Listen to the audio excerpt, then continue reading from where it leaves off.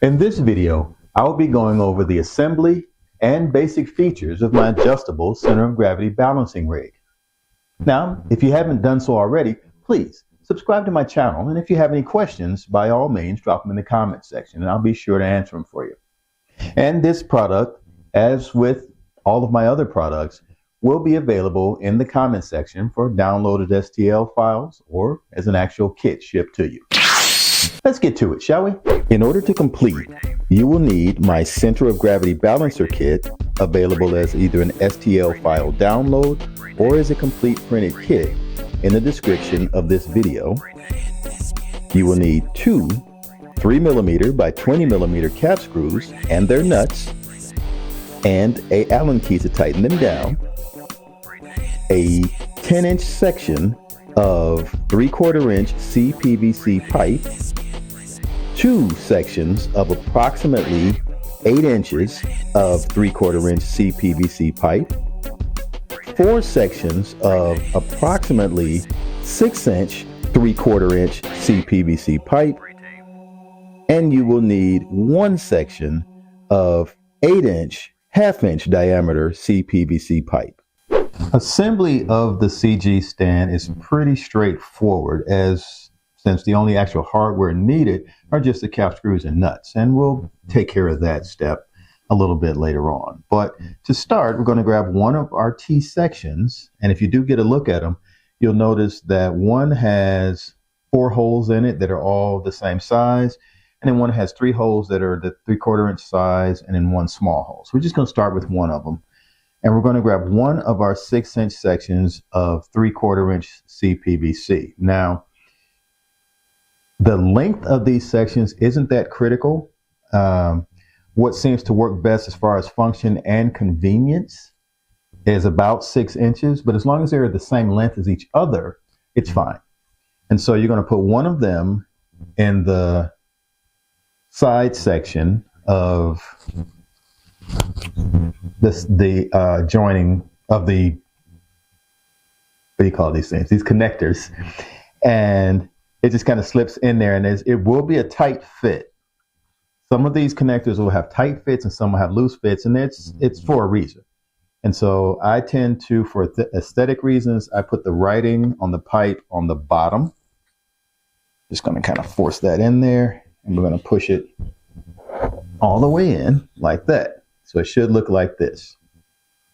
And when the pipes are in, they should be parallel to the Brayteam RC logo on the back of the connector.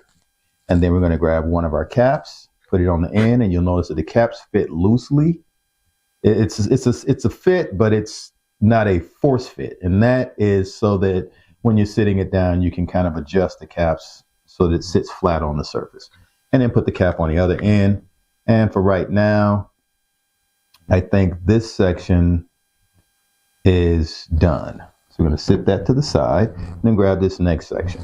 And grab again our 6-inch pipe section, put it into the same opening that was on the other section. So we're going to just kind of force that in there with the writing on the bottom. Push it all the way in. That's the other side in with the writing on the bottom.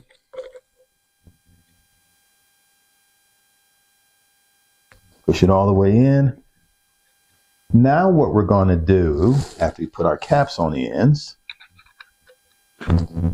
is we're going to put our cross members in. So we're going to go back to our first section that we assembled that has the 2 equal distance or has the 4 same size openings in it, and we're going to grab our 10-inch section of 3/4 inch CPVC, and that goes into the section across the middle. So if we're looking at the Brayteam RC logo and our cross legs, we're going to insert this into the section that goes away from the Brayteam RC logo. So we're going to push that in there, writing on the bottom. We're going to just push it right in there like that. We set that there. And then we go over to our other section. It has the smaller opening in it.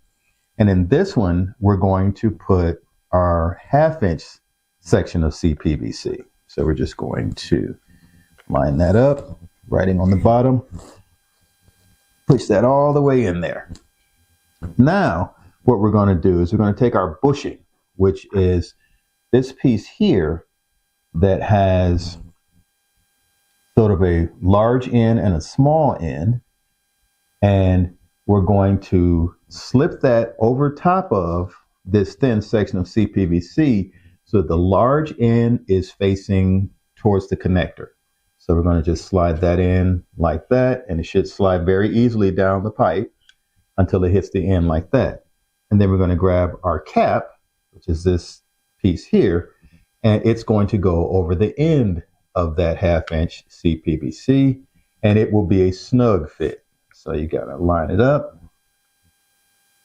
and then push that on there. And then this entire piece will go into the 10-inch section. Now what you're looking for is the narrow end of this bushing fits semi-snugly into this 10-inch section of 3/4 inch CPVC. And if you like, once it snaps in there, if you like, you can put a drop of glue to connect the bushing to the 10-inch section.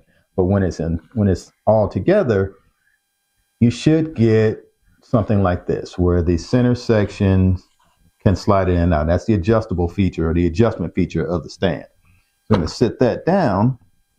And then next up, we're going to grab one of our top pieces, and we're going to insert a section into it, which should fit snugly, like so. And then this piece is going to go into one of our vertical uprights, and it should fit somewhat loosely, and that's so that we can adjust it to make sure that the two are parallel to each other. Then we're going to grab our next top section, put it into our other 8-inch section of 3/4 inch CPVC. Now, same thing with the length of these sections, the 8-inch section and the 8-inch section. Their height isn't critical as long as they're equal to each other. But what tends to work best for me and all my planes is this 8-inch length, because that allows the plane to be high enough off the surface without, high enough off the surface with the landing gear out without it being too high to where there's a chance of it falling off the stand and becoming damaged.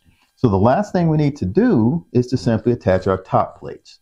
And for that, we're going to get in a little bit closer. To assemble the top, it is pretty straightforward as well. You have the top plate that has this hole in it, and you have these two holes in the top of the top plate receiver bracket.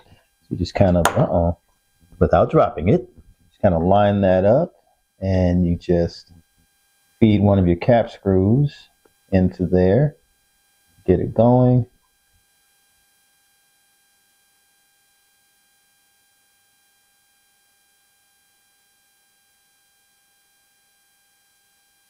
And now it should not thread into the head or the pivot. It should just kind of fit through there, and then you can just kind of move it in. But it should move, because of course it needs to pivot and move freely. And then when it's almost through, we can see the bolt head starting to come out the other side, and just put that little nut on the end of it, hold it in place until we've threaded into it. And then it really doesn't need to be tightened down. It just needs to be in there so that the screw doesn't come out of the bracket. And then we just spin it around and do the same thing on this side. And now that all the parts have been assembled, we just kind of rotate these rotate these vertical arms so the top plates are parallel, and we're ready to move on to balancing an airplane.